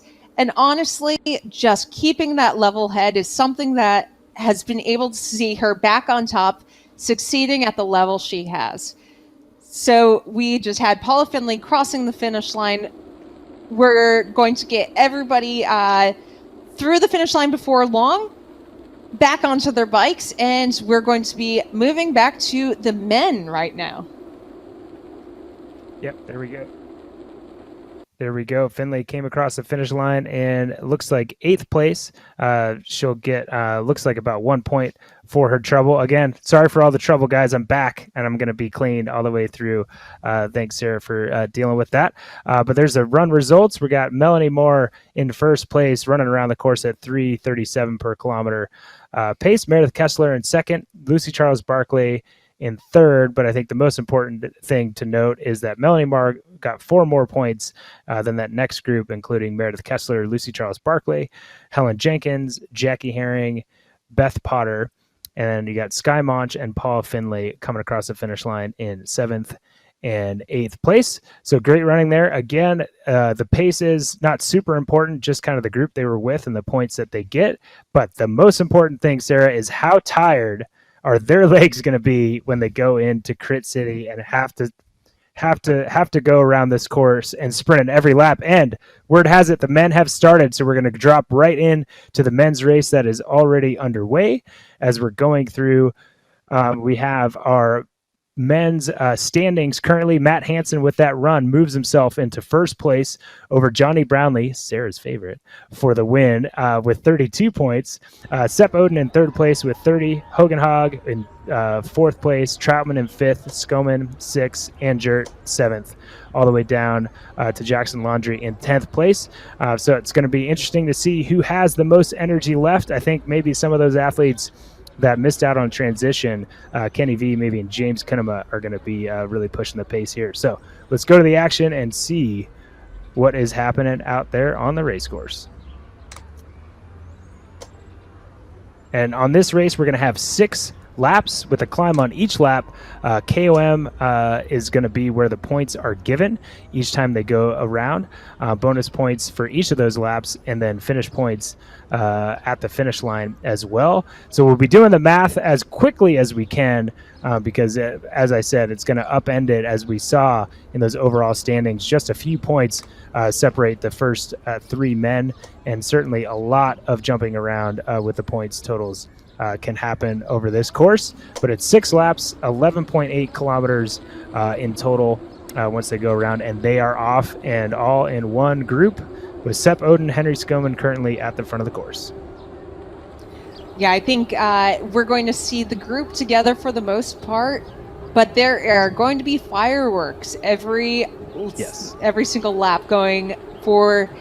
What do you think? Are we going to see a breakaway? What's your guess here? I do. I think we're going to see an athlete like a James Kinema or certainly a Kenny V. We've seen him go after it. He's already off the front, like, immediately. He's already got a gap in the field. But I think, considering we've got all these athletes going for these points on this KOM, there is a very good opportunity for an athlete to counterattack and to try to break away. And yes, we all know it's much, much harder to stay away from a group riding on Zwift if you're a solo athlete, but maybe if you can get another athlete to go alone, I definitely, if James Kinema and Kenny V are buddies, they're texting each other being like, let's go, man, let's go for it alone. So I definitely think it's going to be a more aggressive Crit City race than we're used to because there's so many points up for grabs. I think you also made a great point about some of these athletes have fresh legs because, they were hanging out in transition and missed the run. We know they weren't hanging out.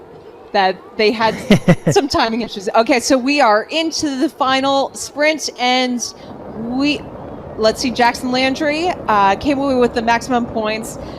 James Cunnama second, Anthony Costas third. So that was, like we said, this is going to be fast and furious action. We're going to try to talk you through it, but we might not be able to get the full lead out because this happens so quickly. These athletes are just moving around, trying to get things timed out, and it looks like there is a little separation after that first one. It's going to be interesting to see if the field continues to stay spread out. Yeah, counterattack with the, we said we had some of that horsepower in the front. We had Kenny V and Sep Oden with James Cunnama going after it. There's still a little bit of a separation, but I think these groups are going to come together.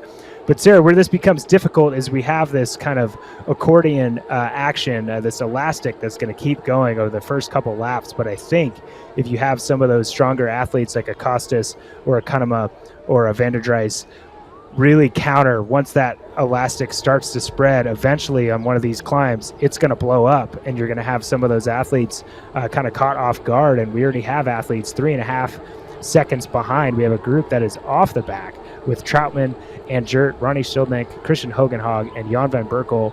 They might not get back on if this larger group sticks together because we've got a group of 9 athletes versus a group of 4 athletes right now. So we already have separation that could affect the outcome of this race. Just 2.2 kilometers in, but no surprise, Sarah, it's Kenny V at the front of the race. Well, it really is a testament to how quickly these things happen, where these are strong athletes who are 3 seconds back now and may not be able to bridge that gap. Now, it was just that sprint came really quickly, and they weren't prepared. They weren't in the right position, and maybe they were hoping things would let up a little bit after the line. They learned the hard way that is not going to be the case.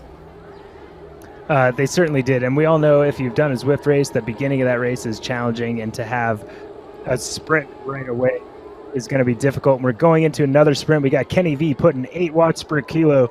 We're going to the left-hand corner, and out of this corner is going to be the sprint. We got Kenny V in the front with James Cunnama on his wheel. Johnny Brownlee running through at third place at the moment. Let's see what the final outcome of that sprint was, but they do have another gap, and that's going to be maybe the impactful thing with that sprint is you had James Cunnama, Anthony Costas, and Jackson Landry 1, 2, 3 with Kenny V, the one who initiated that sprint, coming across the finish line in 4th, but another little gap in the group, Sarah, and it's starting to spread out again. Yeah, it is interesting to see that some of the athletes who went through pretty quickly on the run are not in contention for these sprint points. Again, we did have some riders who missed out in the run, so they're going to be feeling pretty fresh. But it's going to be interesting to see if you ran well, if you had a good first stage, you still had to sneak in some points if you want to be in contention. But these athletes are making it hard. They're making it hard to be able to get on the leaderboard for these crit points. Yeah, absolutely. And so that gap to that chase group has gone out. We're not going to see Christian Hoganhock, Floria Angert, Ronnie Schildink, Jan van Berkel, or Matt Trotman again. They are not going to be at the front of this race competing for the points. So they're going to get no points when it comes to these intermediate sprints. And that's pretty important.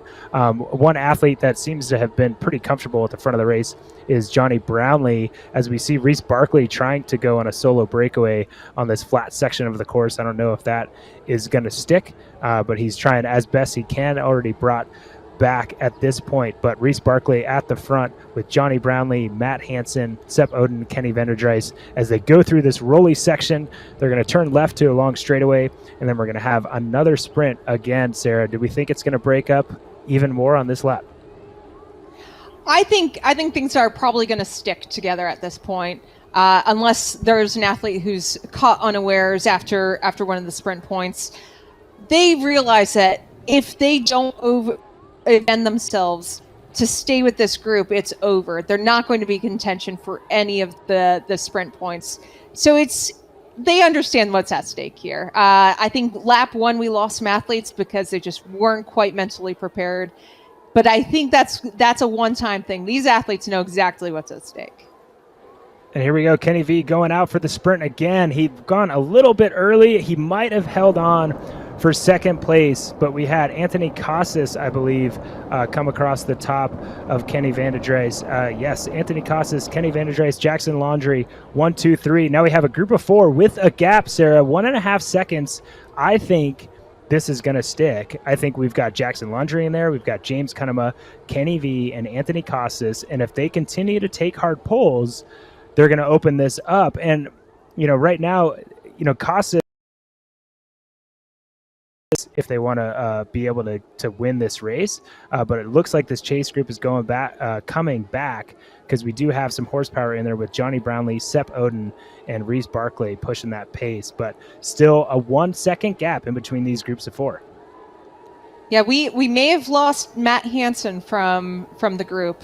He's 3.7 seconds back. It's going to be hard to bridge at this point, but about a second. I feel like the horsepower that's in that group, they're going to be in the mix. Now, these athletes who are in that second group really need to start thinking about being tactical about getting some points, because the points right now are being dominated by a few athletes. Yes. And maybe they're just saving up for the finish line, because that's where you get the most bang for the buck. But they really have to start being mindful that they don't lose too many in these intermediate points. No, I think you're right. I think there's some athletes they can lose those points too. Like, they're like, hey, Kenny V and James Cunnama, go get all those points, because we know you didn't make that run, so you've got a big deficit to make up. But you don't want to see Anthony Costas just continue to sweep up these points, because he's going to be able to catch up to, right now, it's Johnny Brownlee is going to be the biggest one, the athlete with the most concern, because it does look like, as you said, Matt Hansen is 4 seconds back. We've seen him make up a gap before. I don't know that he can do it in Crit City. I think that's even a bit too tall of an order for Matt Hansen to be able to get there. But right now we're on this straightaway. They're going to take a left-hand turn, and there's going to be a sprint not too far away. And as we saw with those two groups break up, not only are these sprint points important, but it's how much pressure they're putting on this field. So let's see if this breaks up again as they go over this climb. Kenny Vanderdrijs over 8 watts per kilo as they go around this left-hand corner with Costas and James Cunnama. It's Costas at the front. Vanderdrijs trying to come back across. Sorry, that was Cunnama trying to come over the top of Anthony Costas, but I believe we still have Costas that was able to get maximum points, with James Cunnama in second and Kenneth Vanderdrijs in third, and the gap has opened again with those 4 athletes, including Sepp Oden, with 1.3 seconds over the group with Jackson Laundry, Johnny Brownlee, and Reese Barclay in it. Henry Skoman has gotten dropped, so now we have a group of 4 off the front, Sarah, with a group of 3 chasing. Yeah, it looks like this might be a race of attrition. If we lose one athlete per lap at this point, now I think that group, they're right there. They're under a second. They're going to bridge back up. But if we lose a Henry Skoman, if we lose a Matt Hansen, these are athletes who were doing very well going into the stage.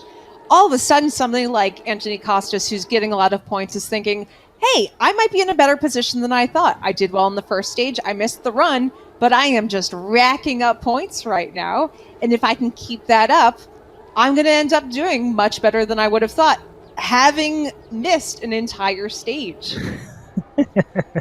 Yeah, you wouldn't have thought there'd be that time to be able to make that much up. But yeah, right now, Kenny V, James Cunnama, and Anthony Costas are really racking up the points, making up for any points that they lost, with Reese Barclay being one of the athletes that's really pushing that pace. He's very, very experienced in Zwift racing, so he's not afraid to go to the front. He's been getting gaps actually a lot in these flat sections of this course, leading into the rolly section, making sure he gets good position. But here we go. We're going through this rolly section one more time, this little group of rollers, and then we'll see that long straightaway, Sarah, as these athletes build in to another sprint. And I think you're right. That attrition, I think it's being affected a little bit by that run. What do you think?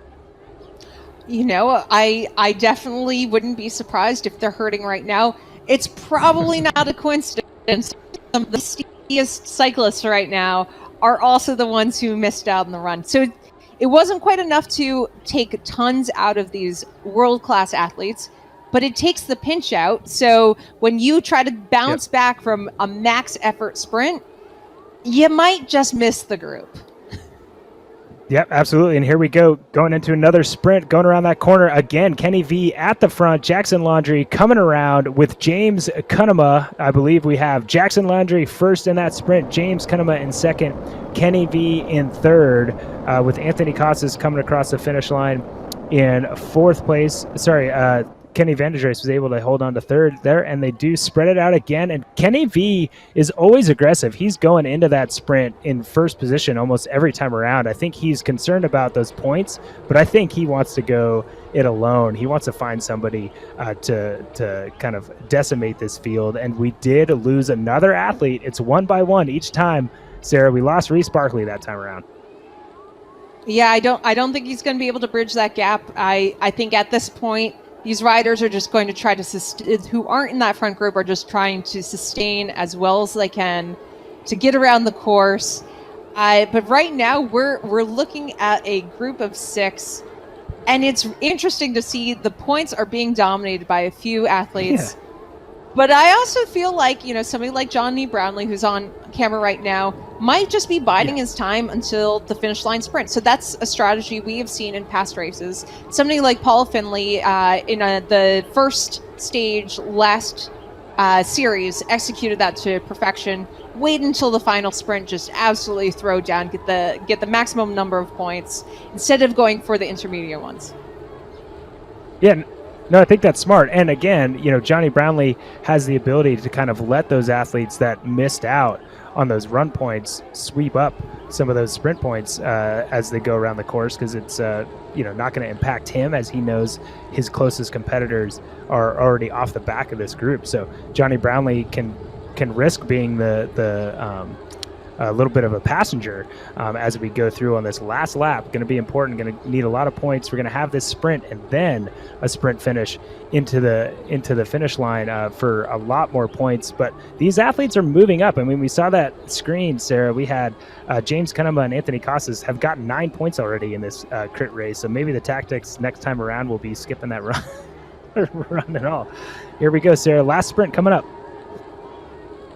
Yeah, we have one sprint to go. My guess is it's going to be one of the usual suspects taking it out, and then they're going around the final corner. It looks so it's Odin at the front, Costas at the front, where he's comfortable being. He's going to take it to the line. Jackson Laundry second, James Cunnama third, and it looks like they have possibly lost Johnny Brownlee there. Yeah, no, a little bit of a gap. So 5.5 seconds, not a little bit of a gap, a big gap. Johnny Brownlee off the back, off of that sprint. And James Cunnama goes to the front. Kenny V goes to the front, trying to get a gap solo all the way to the finish to try to get max points. So Kenny V has almost a second over Sepp Odin, Jackson Laundry, James Cunnama, Anthony Costas, and a bigger gap to Johnny Brownlee. So Kenny V, the one that we almost always consider the most aggressive rider when he's out on course, now has almost a second over a group of 4 that is chasing to try to get these max points. Is he going to be able to hold off? And no, as soon as I ask that question, they bridge up with 380 meters to go. Does he have enough energy to counter as they go by? The sprint is open. It's Jackson Laundry over 8 watts per kilo. He's gone pretty early. He's going to need a gap to hold it all the way. We got Sepp Odin coming over with James Cunnama. James Cunnama coming right over the shoulder as they go into this final corner to go over the sprint, and it is going to be James Cunnama over Anthony Costas and Jackson Laundry. And that's going to be your top 3 for the final sprint over the finish for this Crit City race. And Sarah, we said the points would get upended in this crit race, and absolutely no doubt that race just got blown apart. So it will be interesting to see the points tally, because of the top 3 across the line just then, Jackson Laundry, I believe, was the only one to do the run. He was in decent position going into the second stage. So he may end up with a really good day just by being consistently good today. Yeah, no, I think you're right. I think it's consistency pays off, and certainly if you can be consistent and not have a weakness where you lose the group completely, I think that's the thing. And look at that, the overall points.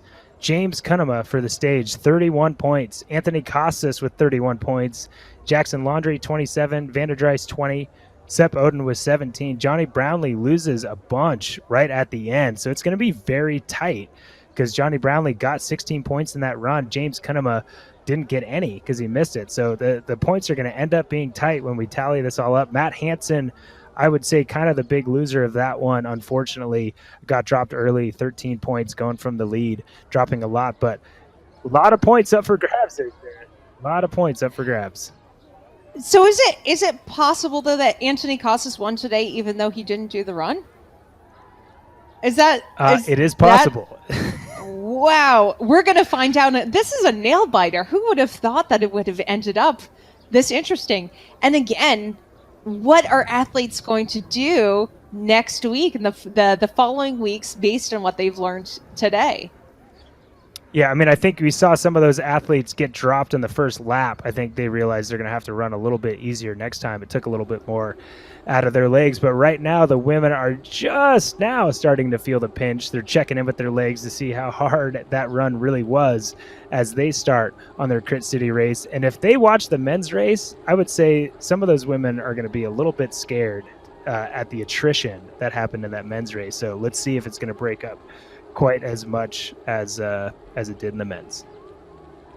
Well, if I remember correctly, we only missed one runner because of technical difficulties, Kelsey Withrow in the first one. So there isn't the critical mass that the men had, where they had guys to work together to be really aggressive at the front. That being said, somebody like Paula Findlay, exceptionally strong cyclist and runner, she was able to be fairly cruisy, I think, on the run, because she realized that she didn't have to go too hard. She might be also she's an excellent sprinter. She might be saying, the run didn't go that well, but I'm feeling good. Didn't have to go that hard. I'm just going to really make the most of this stage, get as many points as I possibly can. Yeah, no, I think that's a good point. Right now, women are coming into that first sprint. Let's see who's got the energy. Going in is Meredith Kessler, Emma Palin, and Lucy Charles Barclay going into that sprint. Lucy Charles Barclay going off the front, has a little bit of a gap, gets the max points over Meredith Kessler, Beth Potter. The important thing there is Lucy Charles Barclay got all the points. Melanie Moore, her closest competitor, didn't get any. So she's already opening that gap quite a bit, and she's continuing to try to stretch that gap as they go off. But Beth Potter gets a point there as well. So she certainly, as you said, was saving some energy and has some energy left for this last crit race. Yeah, Lucy, obviously an extremely experienced Zwift racer. She does a lot of this, both she and Reese do. She knows how to sprint. She knows how to go for the points and gets the timing right. I think she's going to be really wanting to put the hammer down on these women all across the stages. We do see athletes who kind of sit and wait for the final sprint. That's not Lucy. She's going to be going for each one along the way. And I think there is a potential, as we saw in the men's race, to really, really rack up the points so that it doesn't matter what happens the finish line sprint. Yeah, no, I think that's a really good point. And I think you're right on all of that. Lucy Charles Barclay is 100% going to go for every one of those sprints. And it's going to take a lot to get those max points away from her. But we have a lot of really, really talented women in this field. And again, I think you make a really good point early that we only had one woman miss out on the run. So a little bit less kind of horsepower really pushing that pace. Everyone besides Kelsey Withrow has that pain in their legs. So there isn't going to be that horsepower to really blow it apart as much as the men, but definitely pushing the pace going up those rollers is Kelsey Withrow at almost 5 watts per kilo as she brings the group up to the top of this rolly section. And then they're going to have that long straightaway, Sarah, into that into that intermediate sprint. Yeah, I think we're probably going to see the group stay together most of the race, just because we don't have that critical mass of men who, were sitting along the side, putting their legs up. No, yeah. We know that's not what they were doing. They were probably very frustrated they couldn't be in on the action. So we see Lucy at the front where she loves to be, just absolutely taking over the pedals, pushing it. She's going to go, I think, really early for this sprint. She wants it now. She is going to easily get it My guess is Meredith Kessler is going to come across the line in second again, and Emma Palin bringing up the podium for the sprint points there. So we're not seeing as tight sprints as we saw necessarily with the men, but we are definitely seeing some aggressive action here. Yeah, absolutely. And it is starting to spread out. I mean, from Lucy Charles Barclay to the last female in our group is almost 4 seconds. So it's single file. It's spread out. There's a lot of work to be done. If it's that spread out, there's a lot of effort that needs to be made to bring that group together.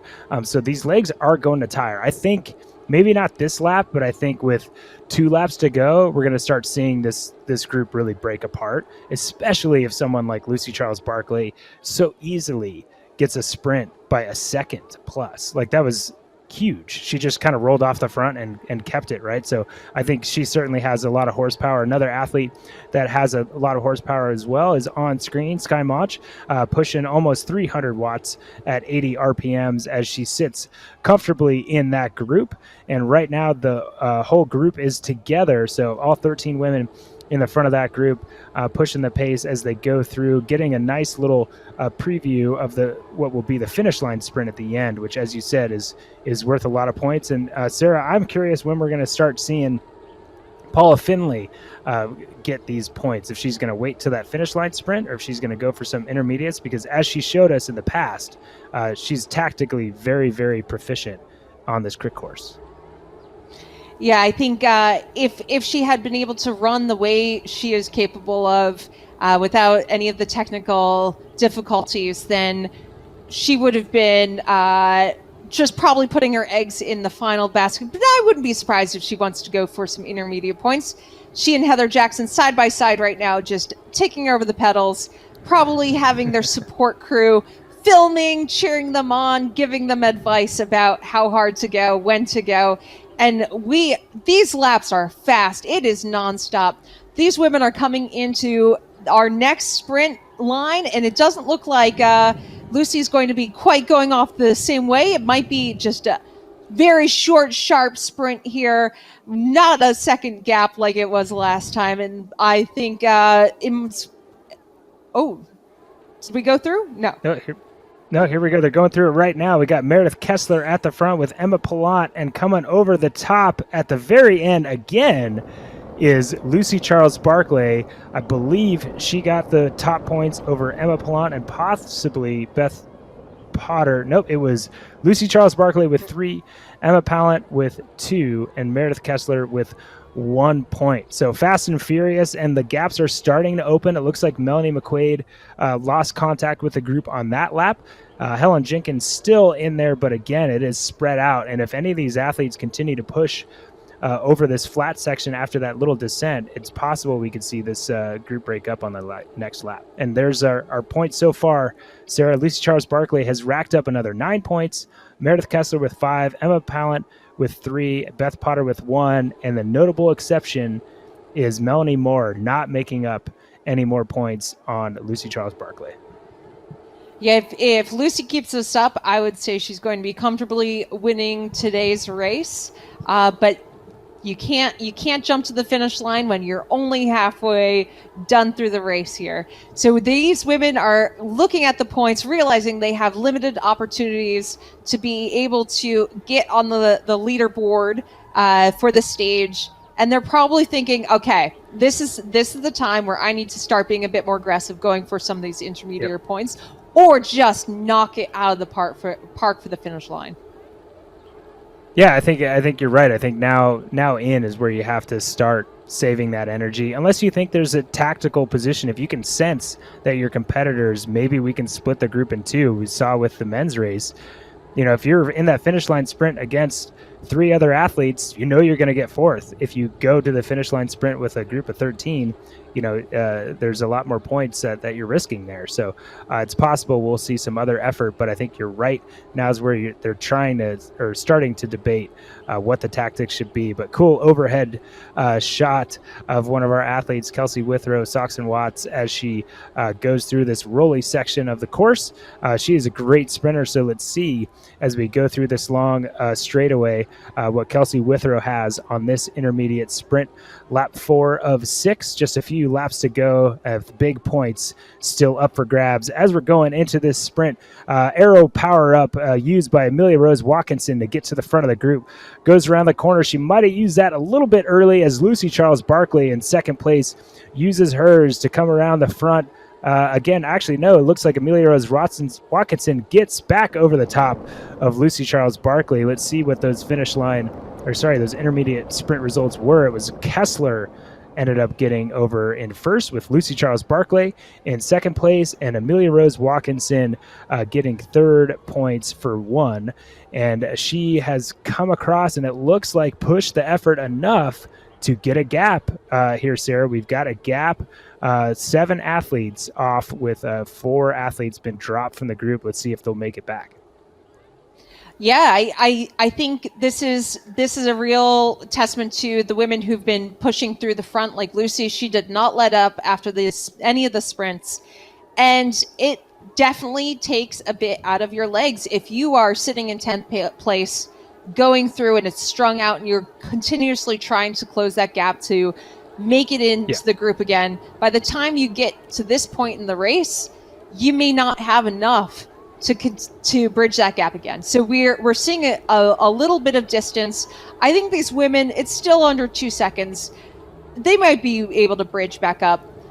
It's going to cost them, though. Yeah. I think, it makes it harder for them to be able to be in contention for the sprint points after you've just been hammering to close a 2-second gap.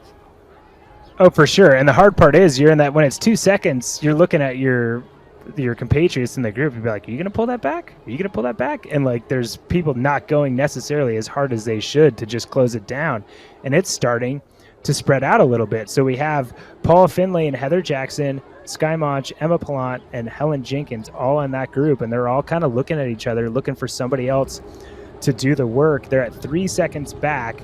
I mean, the big thing there is that these groups are of similar size, so there's not a huge difference when it comes to the draft effect, but there is a little bit. But it's mostly just those athletes need to work this rolly section and this straightaway to get back to the front, because this front group is going to be contesting that sprint. So once they get close to that intermediate sprint, Sarah, that gap's going to open up a lot more.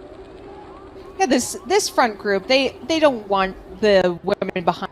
Know that the more bodies there are in that pack, the harder it is to get points. So they are motivated to be able to stay away from that group that is now about 4 or 5 seconds back. So we have Lucy Charles just back at the front, absolutely hammering through. There is nothing but daylight behind her. There's nobody that's going to come through. Second, Amelia Rose Watkinson. Third, Meredith Kessler, I believe. That was pretty strong. She went fairly early, but she went through confidently. She knows how to race this format. She really is comfortable understanding her own power and just really times that quite well.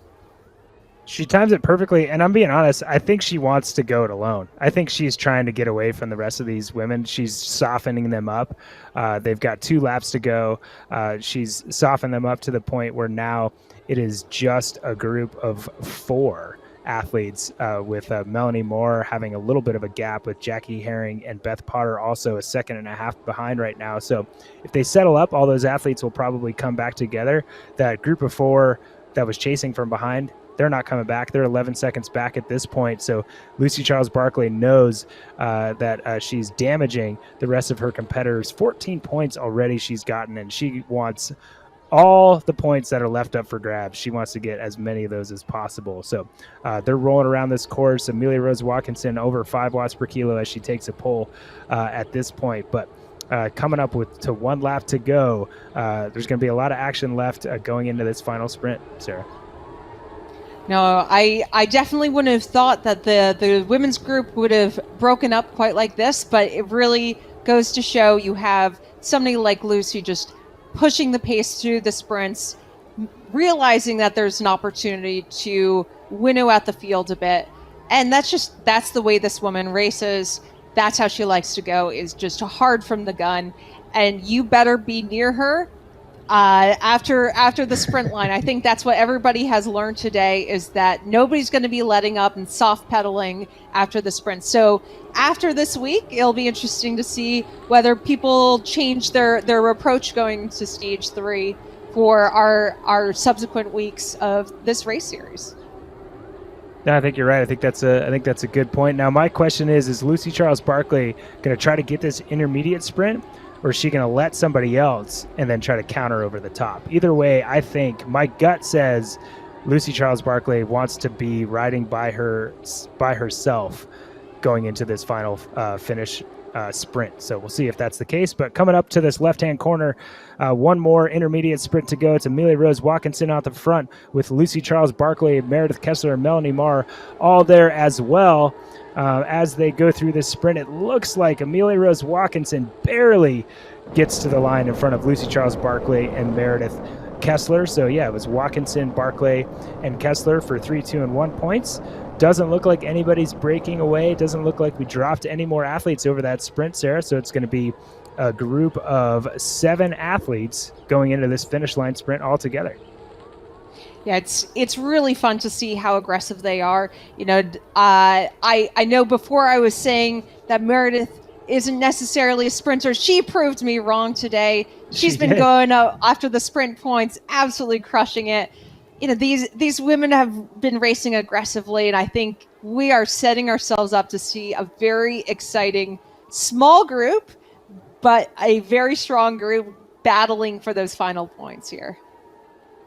Yes, I think you are right. And they're going into the final sections of this course. 350 meters to go. We've got Lucy Charles Barclay at the front with Meredith Kessler, Beth Potter, Jackie Herring, Kelsey Withrow, Melanie Moore, all right there. Lucy Charles Barclay opens up the sprint. All those aero power-ups are going off left and right. Almost 10 watts per kilo by Lucy Charles Barclay. She still has this right-hand corner to go. And then a little bit more to the sprint as Melanie Moore comes across just behind. So it is Lucy Charles Barclay with the sprint over, I believe it was Melanie Moore. It could have been Meredith Kessler that snuck in there for second place, but we'll have those finish line results here in a second. But definitely Lucy Charles Barclay with Melanie Moore, in second place, Meredith Kessler in third, Amelia Rose Watkinson in fourth place, and Beth Potter, the runner of the group, with a fifth place sprint finish. I think that's a pretty impressive work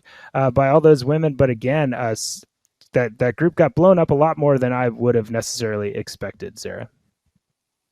No, I completely agree. I thought it was going to be a nail biter across every single sprint line, but we really saw women like Lucy, Meredith, Amelia going for those sprints, the intermediary sprints for the final sprints, and just applying the pressure all the way through the course. And it took a lot out of the legs of their competitors.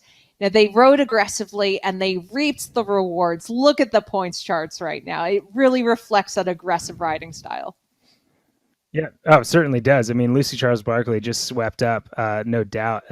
She was okay giving those 4 points away on the run to Melanie Moore. If you look at the points difference in that final stage between those two athletes, she definitely saved enough energy to be aggressive at the end. Meredith Kessler, again, proved us wrong with that sprint, her ability to sprint well in that crit race, and obviously still had a great result on that finish line sprint.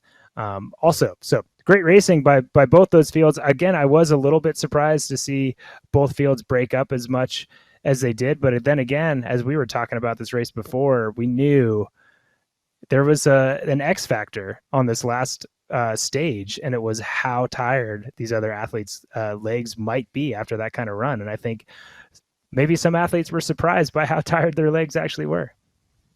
Yeah, on paper, I'm sure some of them were thinking it's not going to take that much out of me. They thought they were being conservative, but we don't really do this format ever. So all the athletes went in a bit blind. They probably learned a lot along the way. But what I learned today is that you have to be aggressive on stage 3. 100% it paid off for the athletes who were. No, absolutely. And I think, one thing that we're just as excited about everybody else. There's so many points up for grabs left and right. We're not really sure what happened with the standings. So let's take a look at the final provisional results for the men's standings after these three races. And one thing we do know is that things got upended for sure with that last Crit City race, with how aggressive those athletes were. And we're going to find out how well you have to run. And big question is, do you actually even have to run to win the race? And the answer is no.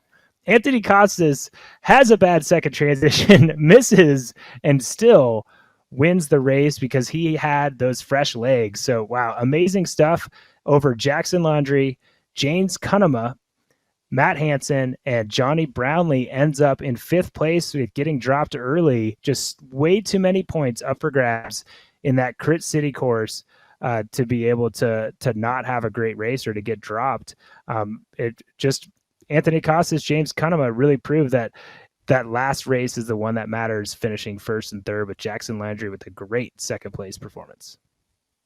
Yeah, no, Jackson again, he did the run. He didn't get he got 8 points. It was enough to keep him in second place. Really, it came down to how these athletes performed in stage 3. That made the biggest difference. Now, we do want to repeat that these are the provisional standings, and the final confirmed points will be on the website within 24 hours. We want to make sure that everybody understands that what you see here, we feel pretty confident about it, but there's always margin of error. Yeah, for sure. We got to have our heads on the computers back at the headquarters, making sure all the points are tallied up. I mean, these points, they're not. Me and Sarah didn't come up with these on a napkin, but we got to make sure we double check everything before we put it out there. But Anthony Costas looks like he was able to make a pretty extreme comeback and come across the line after those three races with the win. I know we talked about it, Sarah, and I know we thought the run was going to be about who had the freshest legs for the crit, but I didn't think it was going to be the people that actually didn't have to run that we're going to end up having enough. And it makes sense. I don't know that that's going to be a tactic moving forward. They had the freshest legs. If you don't run, you're going to have fresh legs. That's true. And I guess our goal was to tire out these athletes. And we thought that having the run after a hill climb TT would really tire them out for a third bike ride. And turns out it really did. And those that skipped it had great success. Again, I don't think we'll see them do it again, but I think we might see athletes learn from what you pointed out. Jackson Laundrie, if he wanted to, he could have been in that second group or certainly that third group, but he ran a pace that he knew he could ride really, really well off of. So I think tactically, people are going to be looking to see what Jackson Laundrie did and try to maybe mimic that to a certain extent. Yeah, it's really finding the balance between doing enough to get some points, but putting yourself in a really good position to just maximize stage 3, because there are so many points if you just nail the sprints. Yeah, absolutely. And someone who maximized stage 3 and stage 1 and did pretty darn good in stage 2 was Lucy Charles Barkley. So let's go look at the women's results and see how big of a gap she had for the win. I'm just assuming that she had the most points.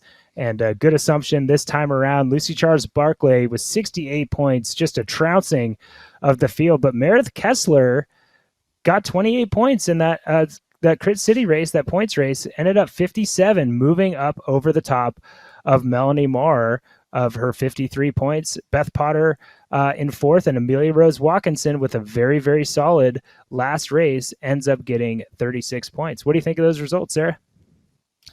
I have to give these women so much credit for being aggressive all day, and for a lot of them dealing with some not great technical difficulties along the way. But these are professionals. They're world-class professionals, and they definitely showed it today.